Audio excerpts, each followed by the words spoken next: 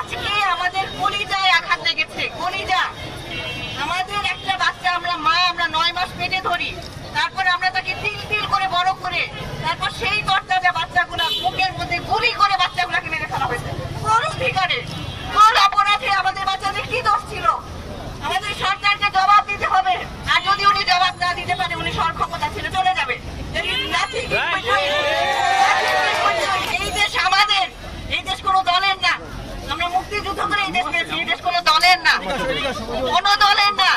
আমাদের রক্তে এই দেশ কেনা, কারো বাপের দেশ না এটা।